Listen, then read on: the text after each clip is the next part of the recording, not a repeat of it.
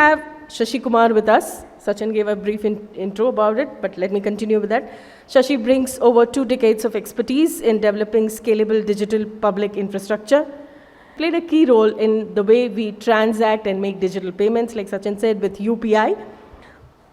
He has been pivotal in implementing cryptography and digital signature technologies at scale in India, contributing to major projects like Aadhaar, e-sign, account aggregator, UPI, and more. Beyond his project leadership, Shashi offers strategic security advisory to several high-profile Government of India initiatives. He co-authored a pioneering paper on e-signatures, transitioning from traditional digital signatures to cloud-based, identity-driven solutions. As the head of engineering at Modular Open Source Identity Platform, Shashi has played a crucial role in developing open source projects such as eSignet, Inji, and Rahasya, pardon me if I'm pronouncing them incorrect, which are now used in over 28 countries.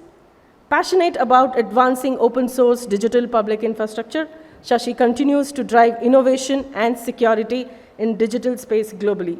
Please join me in welcoming Sasikumar Ganesan. Thank you, Swati. How many of you here are local tech writers? In the sense, do you use local language? Anybody here? 1, nice. 2, Indian languages. Any Indian languages? Very nice. Very nice to see you folks. For all of us as well, it's very nice. It's good to tell a story for the storytellers, right? You are the storytellers of the world. Every product that is created, you are the one who's going to tell a story about the product. Whether we love it, we like it, I think we have to put up with whatever story you're going to tell, right? That's the way in which tech writing is perceived. So let me speak about some of the past about what happened somewhere around 2009. That's when we started working on Aadhaar. So I'll give you a brief introduction of what happened during Aadhaar time, and then we will also speak about how that is transitioning the world that we operate today and moving out from India to the global world, and how other countries are adapting Aadhaar or its mindset of how Aadhaar worked. Okay. Specifically in this presentation, I'll concentrate. It's a little technical to look at it, but the storytelling will not be technical, so don't worry about it. The presentation may look technical, don't worry if you don't get it. Okay. Do you know why Aadhaar seem to be so prominent? By the way, before I start speaking the big story about Aadhaar, how many haters for Aadhaar? Not many? That's interesting. Oh, you don't like your photograph. I think every national ID we have this problem. I don't like the photograph. It could have been like Instagram, right? I really would love that. Anyway, right after this, I'm going to be in the UIDI office. So that's going to be one of our talks to see how do we make it better, for sure. But working with the government at scale is a very, very difficult task to work. Okay, putting in fresh new thoughts into the government is piece of cake. Changing it is not so easy. Okay, before I start this, I'll give you a story. So, for example, to know what it takes to make the government work, right? I mean, now every government, and it's not just India specific. You first go and meet the politicians and say them, hey, we have to do this, and if you do this, there's a high chance that you could make that as a big advertisement for your political need. So, okay, brilliant, let's do this. Okay, call the secretary and tell him, okay, let's go and do this. Then you meet the secretary and then you have discussion. Then he says, Sasi, you know what, all this is nice, but the risk is too high. Let me think about it. What does it mean? Come back after 3 years when I'm gone. So you wait for 3 years, then you go back again, you find the new young blood, and then try to reiterate the story and then bring it up. That's exactly how every single India stack that you see today is brought in. Either the bureaucrat has been like jumping in and saying, okay, this is absolutely brilliant, we have to do it and let's do it. Or somebody saying, okay, Sasi, let's look at it later. There are other ways of sneaking, right? You don't tell the bureaucrat, you do it beneath them. There are some projects we do that way, there are some projects we do other way. But it's all give and take. You have to keep doing this at regular intervals, not shy away from it, be perfectly okay with people rejecting you. Just like your marriage, right? You go in and look at a girl, or the girl looks at you and says, oh, you never suit me. And you have to tell it very politely that you never suit me, and then you continue. The life journey doesn't stop there, right? Every one of us are beautiful in our own ways. So, by the year 2018, when Aadhaar was like a big story, big successful story, when we go and look back at the world, we realized there are 60 plus countries exactly attempted a national ID to be built exactly at the same time, like what Aadhaar started, and pretty much everybody failed. Okay, a failure is not what you think. Okay, a failure is like, for example, I think we have always had multiple cards or multiple identities in our life, right? Every one of you, I think every one of you are working professionals, so you would have had philanthropy of ID already. So giving you one more ID is not a success. That's not what's considered as a success. What is considered as a success is giving a person like my father and mother an ID, right? They have never had an ID in their life. They were just working as a laborers. They were working somewhere. They had really no clue what the world was ready to offer. Now getting them the first ID so that the bank could recognize them, so that they could have the bank account opened. That is what Aadhaar did, and that is why we think the other countries failed, because they were not able to bring up the people who desperately, definitely need it. On the other hand, we also had a problem with FATF. How many of you know FATF? Okay, that's interesting, only very few. So it affects your life every single day. Every time you feel your banking is painful, every time you see that somebody is asking you to tell you to do a KYC or give you some documents, that's because of FATF. They decide how financial world has to work internationally to avoid terrorism and terrorism related activity. As a part, they've outgrown quite a lot of countries' thinking, because there are so many countries which are well developed. Terrorism is big, money laundering is big, so their rules and regulations are at that level, while the countries operate far more lower. Now what happens? The people who do not meet that criteria will never be allowed for banking. Okay? That is the problem with the ID. The ID was not letting people to be inclusive. And most interesting about ID story is, IDs were designed not to be inclusive, to be exclusive. You always got an ID in a club because you will be allowed into the club, right? And all of a sudden we are sitting at 2009 and thinking about ID, and then you see, hey, it has always been an exclusive clubs, right? Your office, exclude everybody, just get the guys whom we need, right? IDs were not an inclusive tools. And then we are taking this and we are trying to build an inclusive one. Okay? When I say we, you don't look at me as an individual in this project. I work sometimes free as a volunteer, sometimes as paid. In Aadhaar, I was a paid worker. Okay? So the story I'm narrating is the story of so many people who worked. There are some people who worked absolutely without a single piece of money. Okay? So don't underestimate what others did as well. There's a lot of work that I was specifically in Aadhaar was in charge of the fear that the government had that this project could fail with the data security and data leakage. Right? And there are a lot of fear that the government policies and the procedures that we had at that point in time could reject Aadhaar based on certain criteria. So the part was security and privacy has been my biggest portfolio, running it at scale at 1.4 billion people and still going ahead. Okay. So the story comes from this.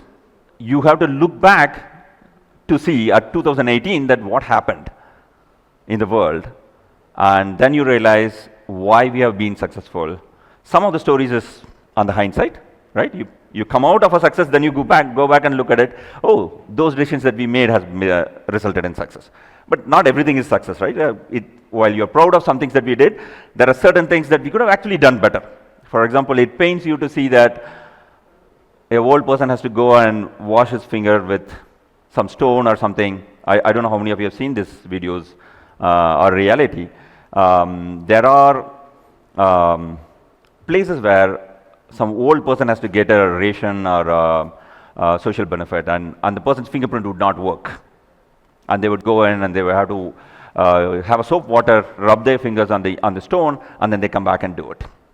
Okay, that's a tragedy, right? You could have done better there, but give and take, those are the learnings that you always hear back. It's about how do we improve that better, right? So, with all said and done, there are certain problems that we have to work out. It takes time at country scale, and remember, those are small marginal people. We have to really work for them, but it takes time to get there, but we will get there as we proceed. But in the countries that I'm speaking about, that didn't happen. The IDs was issued to the same people who were living in the urban who already had multiple IDs. It never reached their end people. And I'll show you some of the details of why and how we are changing that. But coming back, what did you learn from Aadhaar? The ID's exclusivity and the inclusivity, right? We concept something called as a foundational ID, an ID which has no meaning. That is why it is inclusive. Can you think about Aadhaar having any meaning? Absolutely, it has no meaning. It doesn't get you a tax. It doesn't prove your citizenship. You can't file your tax with it.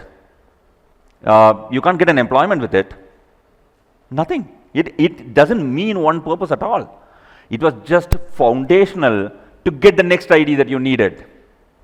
That is what we call that as foundational ID. So that allowed us to think, you don't need anything. You just need very, very, very basic information. For example, one of the initial decisions in Aadhaar was to collect extremely less information. One, obviously, security problems and privacy problems. But it was also important that at country scale, when you collect a lot of information about people, you end up being troublesome.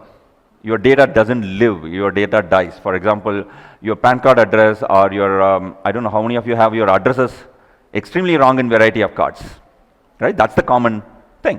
But most often in Aadhaar, you may end up having more updated address because somebody is going to ask you for a recent Aadhaar and you have to give it up with a newer address, right? The system is slowly getting you to be a lot more honest rather than somebody doubting your honesty. Right? That's the evolution that you're getting into the digital system. So you make the snowball effect into it. You make the demand and supply work so that you end up being more honest. It's not that I want to be dishonest.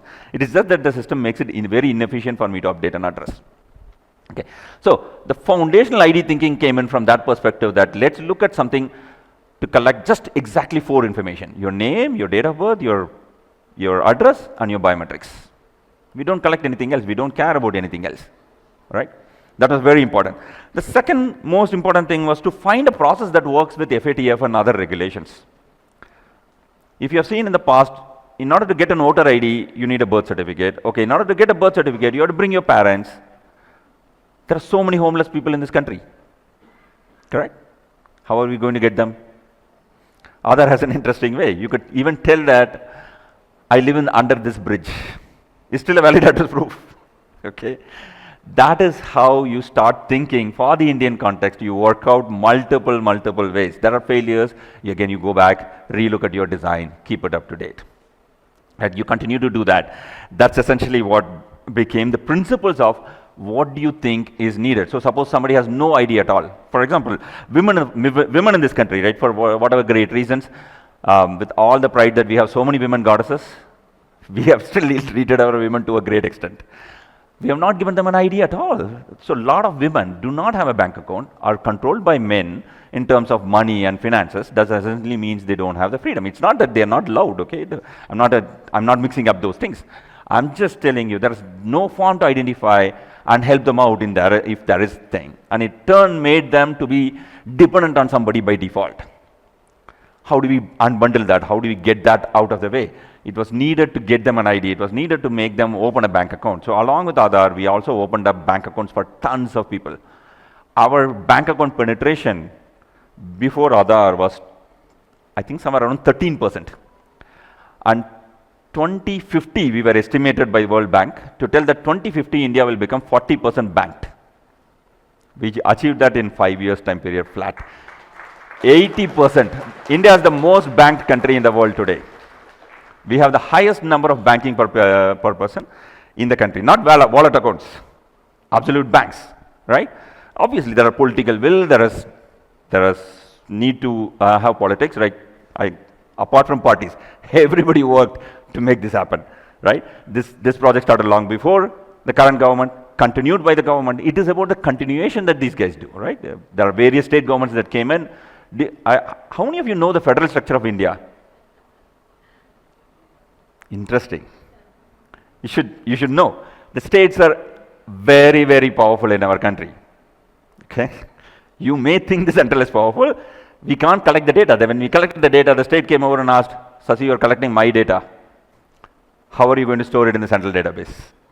You can't do that. Everybody has to agree.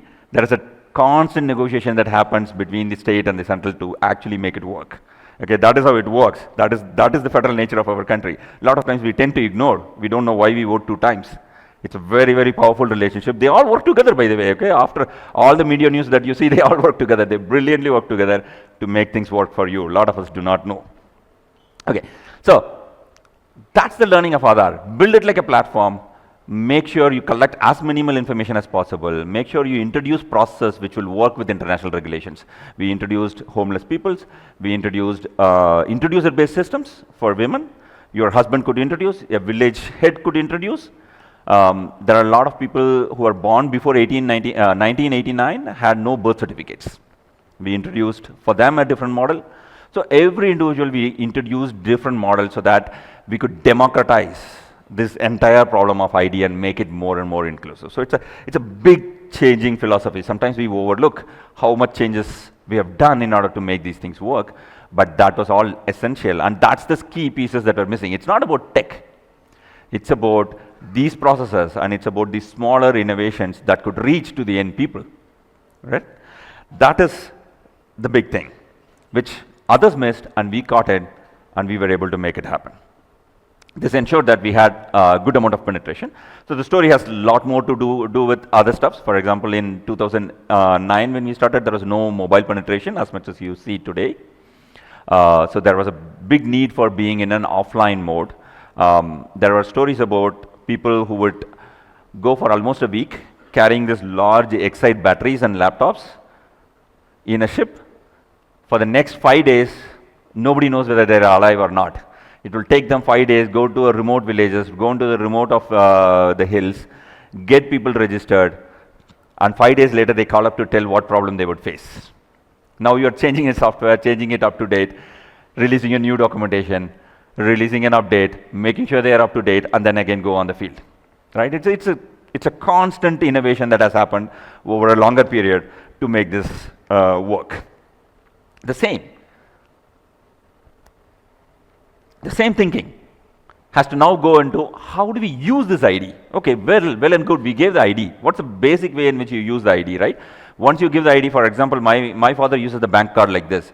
He keeps it in a safe locker in his big rack with double keys locked in. I don't know how much money he has, but seems to be more. So he keeps it very safe, and then he goes to this ATM guy and says, "Sir, I don't know the PIN. Here is a PIN number I have written in a paper. Here is my card. Please, can you take the money?" Look at the trust they have, right? They have the card extremely in a safe location in their house, and they go to this security guy and just give this. This is the nature of what we are, right? That's the genuineness of people living in the villages, and that's the way they operate. So it was extremely important to think about how do you model these things, right? At that time, the modeling was not very good, I would say, on a hindsight, but we try to model this trust behavior into the system. So we want to bring that trust into the governments and other places. So that is exactly why we said, every time you give your Aadhaar, the card has no meaning. That's why your Aadhaar card is big, ugly, not usable, because we don't want you to use it. The whole idea is we don't want you to use it. We just want your number to be as a phone number, and simply use your number and your biometrics. Right? Our number and your OTP. I think majority of our use cases probably is OTP. But you go into the tier 2 and tier 3 cities and the villages, you will feel majority of the use cases is going to be fingerprints. Right? So it's about you not proving anything. The system will take care of proving you so that you don't need to worry about prove yourself. Otherwise you will be sent off. Oh, this is soiled, go back and get one new one, all those things. That was our problems at that point in time. So we said, okay, we have to do something about it, and excuse me. So we went back and said, okay, let's make sure we could do. So we built an online API-based system. APIs were so famous at that point in time, right? Even today. But we built an online API system through which we could actually do this work. Can it verify my people like my father just by giving a number and a fingerprint, so that he need not remember OTP, he need not carry this card which has to be safe and secure and kept. That's why sometimes we don't care when somebody said, hey, other details is missed out, other details is leaked. Literally you can't do anything about it. It's okay, it's a good media news, obviously. Should it be secure? Absolutely. I'm not saying, oh, go and open it up. That's not what I'm saying. But the system was built in to tell that we will tolerate those problems because this country cannot survive if you say we will work like social security numbers. You can't do an identity theft in Aadhaar very easily. Obviously, fingerprint-based problems are starting to come up, but the technology at that point in time was not caught up. And we have to catch up. We will go further and further than what we are doing today. Right? So take this verification as an online means so that the government from its central system is assuring you, any other department, that this person is who he claims to be. And that assurance was good enough to give any other functional ID that you are seeing on the table. And that resulted in the multiplicity that you are seeing. Right? That's the goal. We tried modeling that. The model to a great extent worked. I gave you an example of ration where it didn't work. Right? The person is standing in front, the food is here. We are not serving him because that server that is down. Which is like our PSU banks, right? Sir, server down, come one day later. We have to get out of that problem, obviously. Social protection is a bigger issue. That's a learning that we have had. And I'll also speak about what are we doing about it today. Okay? This is what is happening around the world today. I work for an open source software called MOSIP. Okay? It involves multiple projects. It's about building exactly what we built in Aadhaar and any other country that we could learn from in the open source. Okay? This is one of the largest India's open source project. Has approximately 150 odd repositories, large piece of code, used by 28 plus countries as their national ID in the world. So we literally operate as the ID system for the global south. And I'll show you the map. This is all we operate in today. Okay? We operate across 28 countries. This is the biggest export of what India has done to the world today. There will be more to come. There are a lot more we are working on. Hopefully we'll make more and more progress. And all of this is absolutely free. Right?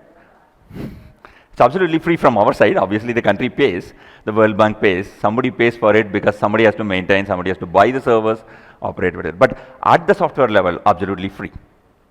Right? There are a lot of philanthropy funds that gets in, like Tata Trust puts in money, Pratiksha Trust puts in money, Bill and Melinda Gates puts in money. So there are a lot of money that comes in from the philanthropy, and the countries could freely operate with that. What it does gets them to achieve this, which in their history of 10 years, the last decade when we started, all these countries started at the same time, they were not able to get this. Look at this person standing below the tree, and there is a queue standing under the tree and then getting an enrollment done.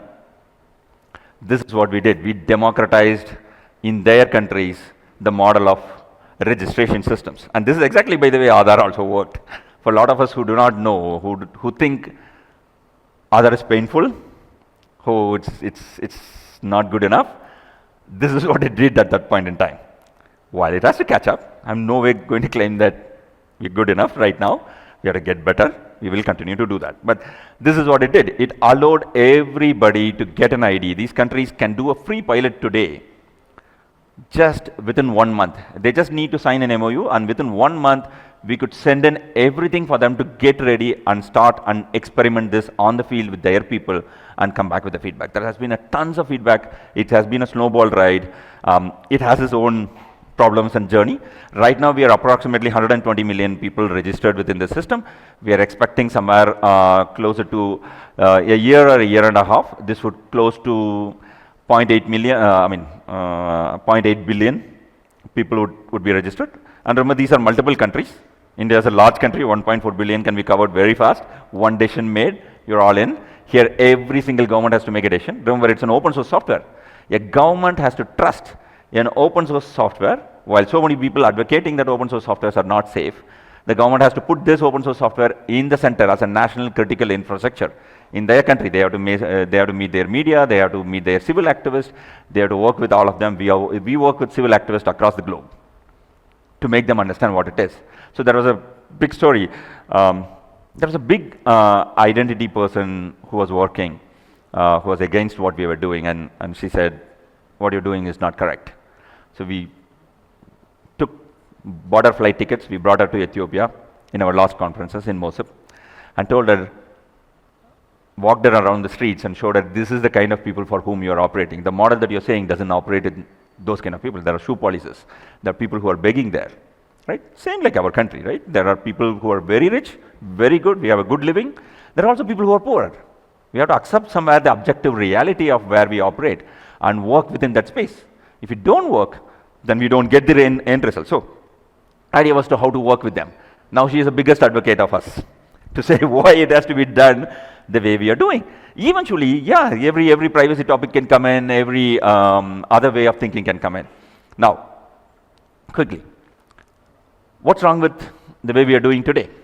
It's almost more than a decade, right? We are done brilliantly well.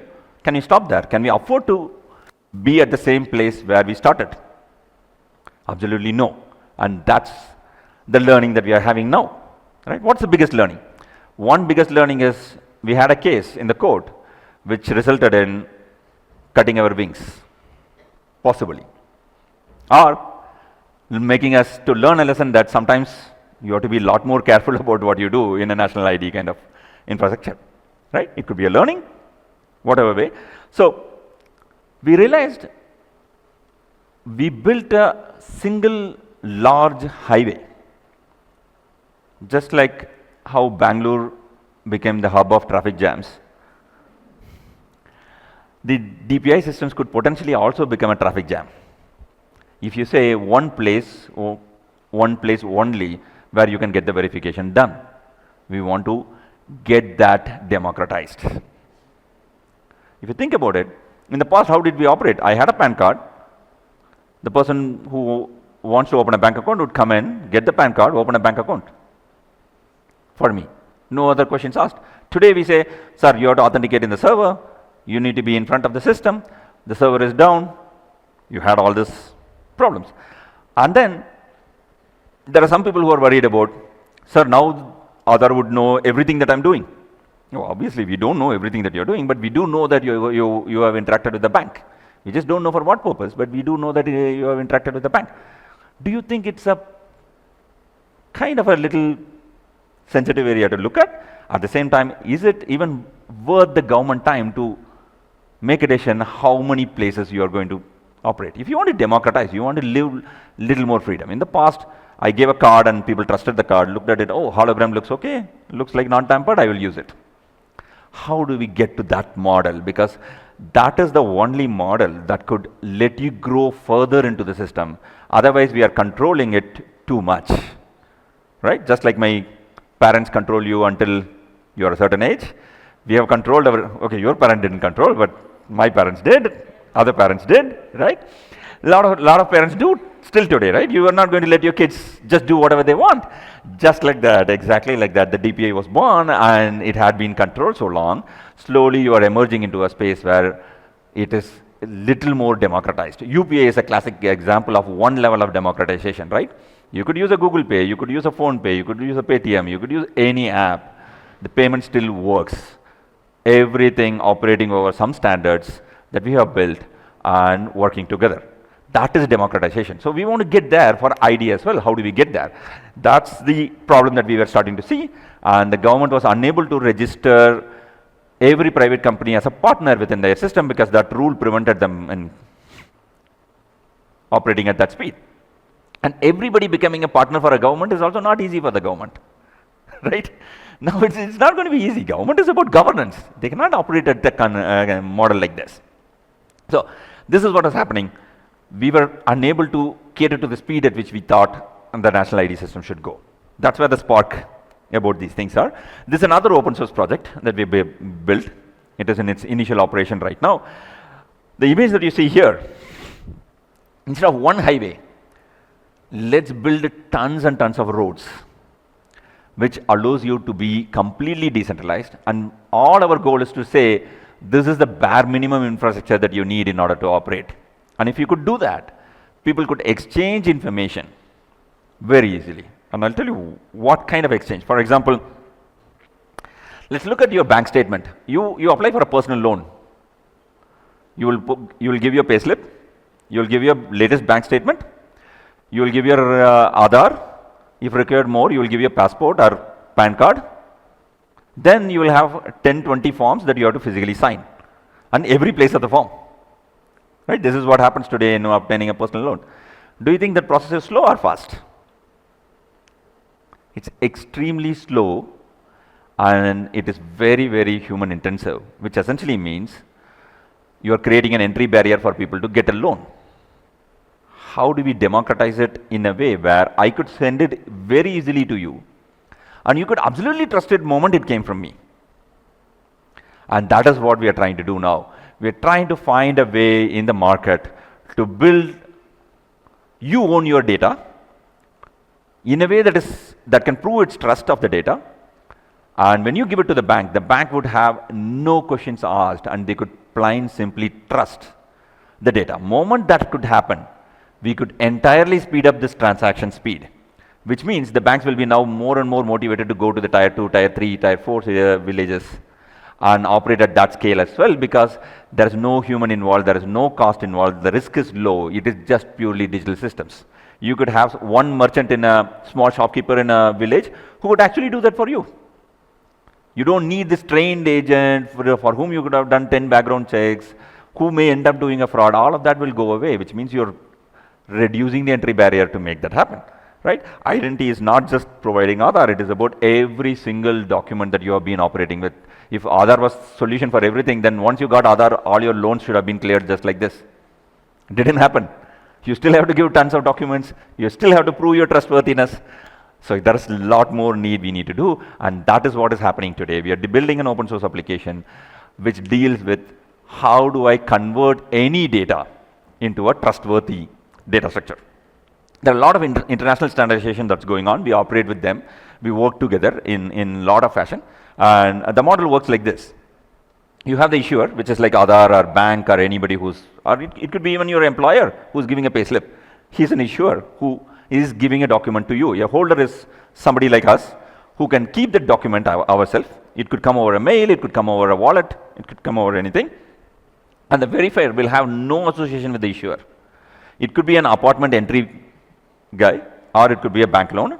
He need not even speak to the issuer, which means if it is a government issued document, he is not speaking to the government at all. But he can still consume it and still be 100% sure that he has consumed the right data, and he can trustworthily prove it. And that is good enough to democratize and automate this entire process so that the loans and everything becomes easier. Do you know how people has anybody visited KR market? How many from Bangalore? Many from Bangalore? Okay. Anybody visited KR market? Very less. Not acceptable. You should go. You should go and see. Right? That's where the real India lives. Right? You should go and check there. So, sorry, I don't know if I ran out of time. We have all the day. Huh? We have all the day. Okay, no. So you go and visit there, you'll realize there are tons of vendors who actually operate by morning getting a loan from somebody of 10,000 rupees. And you ask for a loan of 10,000 rupees, they will give you 9,000 rupees because 1,000 rupees is taken instantly out as an interest. They give you 9,000 rupees, but you have to give back 10,000 rupees. Do you know what is the rate of interest that essentially means per day? That's how people operate. That's a humongous burden on those people to really uplift them. You are unable to uplift them if you continue to be operating at that scale. Now we need to get that out of the way. And if you can get out of the way, the banks has to come in. Look at, I also find it very strange. The bank says 14% personal interest, but per annum, my father never understood what is per annum is. The local Marwadi guy, I'm sorry, not for Marwadi, but the local banker who comes in, right? It's just to do with me. I'm really apologize for that. It's nothing to do with the community at all. They're great people, absolutely great people. They did the unbanking for the guys, right? They are the banks for the unbankers, right? Absolutely. They're great. I have nothing against them in any form, but that has just become too much for the country to scale at what we want, okay? So now, how do we get that out of the way? These are ways the bank could lower the barrier, give higher assurance. Remember, bank operates with high regulations. You need to keep thinking about FATF that I spoke about. You need to operate at that scale and still let these things to work. You can't violate that and tell this will work. That's not going to work. Okay? You have to continue that. So that is what these projects would do. The idea is it's not limited with banking. The idea is absolutely mind-boggling that it can be used everywhere. You would have heard about something called AgriStack that is happening right now.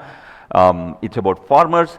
Can I get a farmer? Can I identify a farmer? Can I tell that what is the soil test that he has done? What is the crop that he can cultivate in those soils, in which weather, which condition, so that he can actually avail an insurance? That makes some basic assurance for the farmer today. MSP is not the result, right? We all know. Well, we don't have a choice, so we have MSP as something that we have to work with. But if you could find alternatives, if you could find a commercially workable alternatives, then we have to let and unleash the market to happen. And that can happen only if we start thinking how could technology as well as regulation could cooperate with each other. And that's what we are trying to do. It could revolutionize health, it could revolutionize agriculture and education, and the scope is far beyond. And we are thinking as India grows, we will also see multiple other countries grow. For example, one of the use cases that we just showcased 2 days before in Bangkok, a student from India applying for a job in Singapore using a simple certificate that the college has issued from here. And the Singapore government would absolutely trust it, no questions asked. They would not doubt that you have got a fake degree, they would not doubt that your degree is wrong, your experience certificate is wrong, everything trustworthy enough with a very, very interesting model to work. And that's where we are all getting to. We're getting to a stage where it is not just India alone operating anymore in the DPI space. It will be globally interoperable. Each one of us should be able to use these documents in a fashion that it would work as simple as possible, right? So ultimately, you are lowering the barrier to enter so that people like my father could very easily use it, right? Of course, phone is a difficult choice to use, and that's where people like you come in, right? You have to narrate the story in such a way it becomes easier for them. That's where I asked for the local language people. Tech has to reach them so that it can make it work, right? UPI has reached. If you look at the QR code, a vendor is able to make it. A small speaker could tell them and give them an assurance. That's the model of thinking. It's not about just writing. I know you're called as writers, but you are storytellers for me. And that's the change that we want to bring on the table. How do we tell the story? If you're working in the India space, then yes. If you're working abroad, if you're in US, remember, there as well you have homeless. There as well you have the similar problems. You need to think about how do I make sure the story that I'm telling reaches the people whom I need, the audience. And if the moment it reaches them, it changes their life. That is when your product makes that change. And that's what we are trying to do. We should be more and more be storytellers. We should be able to tell our story in a way that other people can understand in their language, in their culture, in their perspective. Right? Perspectives differ. In their perspective, the story has to be told. These are the open source products. This is a small interesting things. This is what we are speaking about as an open source project. We are expecting that Government of India could take it from here and then write their own models. But this is all written based on certain standards that we are working on, whether it is W3C, OpenID. We work extremely close with all these standard organizations. Sometimes influence these standard organizations to tell what is our culture, what is our way of life, and how do we model that into the standards, because otherwise the standards were not modeling our thinking and our process. It was important to push them at that direction. It's not that I can do other way around. I could say I will not follow your standard. That's not going to make me globally interoperable. I do want my plumbers to go out to Germany and work, right? I would love to do that. I don't know if you have heard the recent news. There's going to be skilled people from India who could go to Germany and work. And if I have to do that assurance, I need an assurance, some way to assure the German government that this guy really is a good plumber, has worked in India for the last 5 years or 6 years, has no criminal records, has been absolutely nice, honest person. And that is what 99.9% of the people in this country is. Unfortunately, because of that 0.1%, we doubt everybody else, right? We have to change that. So, which means we have to work more and more internationally. We have to work and narrate this story. You need to bring them on board. You need to take them and show what's the way of life in our places. And that is what we are trying to do. It could be done through standards. It could be done through bringing those peoples into the conferences of ours. It could be done by making them understand how we operate and how we do things and why we do it a certain way rather than their model. Right? Sometimes people consider that as a frugal thinking. I hate that word for all nature. We are not frugal thinkers. We are the thinkers of this country. That is not frugal. If you want to think frugal, then Teslas are frugal. What big deal? right? I think we should stop thinking that mentality in our mind. We should stop thinking we are frugal. We are the innovators. Whatever we build is innovation for this country or for anybody. So we have to be confident in making our story, tell our story, narrate our story in a way that your grandmother can use it. I don't know how many of you have grandmothers who are uneducated, but if you have, try explaining it to your grandmother. So I'll narrate one interesting experience. I was in Kenya for an international ID conference, and then we were traveling with this taxi driver, and the driver looks at us and says, "Oh, a lot of Indians. What are you doing here?" I said, "Hey, we are working on building an ID, and how do we make this ID to work?" He took out his card from Kenya and said, "Look, I have an ID. It already works. Why are you working so hard? Why don't you do something useful?" So the storytelling sometimes is very, very perspective driven, right? It's about the personal perspective. It is important to continue to be human about who we are, what we do, and culturally ingrained. And that is the most important aspect of the storytelling. And as long as we could know who our audience is and what kind of story we want to narrate them and what fits in, our storytelling will be taken up. And we would probably get there where we could move. And the biggest achievement so far what we have done is we have pushed in the international organizations to tell that a document cannot be only in its digital form in your phone. It can also be in a paper and still be trustworthy enough.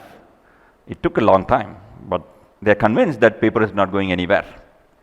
Paper will remain because we want to see that people who lost the phone still have to use it. People like my father who may not be able to use the phone conveniently could go to a cyber cafe, print it for 50 rupees. There is a commercial angle to it, right? I don't mind paying the money, but there is somebody who could help. Right? There are a lot of genuine people who just give you printouts free because that person, that old granny is trying to get through. A lot of us help, right? All this can work provided we keep thinking that there is people at various scales, various perspectives, and they use tech in a very, very different way. As long as we could meet all of this and still guarantee the same level of security or a certain level of basic assurance of security and privacy, I think we are in. It is about that story narration which was missing in the international market, where people were thinking everything is just mobile or internet only. We have just moved into a new space and a new era, right? And that's where we are getting in. And hopefully in the next 5 years, we have a different story to tell in this country and across the globe, okay? Thank you, everyone. I have to tell you this. My first moment of pride about UPI was when my 60-year-old flower-selling lady tells me that Akka, as in, if you know, she's a Kannada-speaking lady, why are you worrying about change? Scan Madi, like scan the QR code I have. So that was, and my next moment and the second moment was today after hearing this inspiring and amazing journey that has been Aadhaar and UPI. Thank you so much. I would like to call Rajiv to felicitate Sasikumar and express gratitude. I would definitely like to say a word. So in most of the Indian context, if you start something auspicious, something with Ganesha, it's considered auspicious, right? And when Sashi sir actually came to Pune a couple of months back, and I just came to know that he delivered a story on Aadhaar, how Aadhaar actually was created. That time itself, I kind of, thought that, this person, if I am able to get him as a keynote, I'll be able to, kill two birds at a time. Such a wonderful, inspiring story. And Ganesha inaugurating our conference as well, right?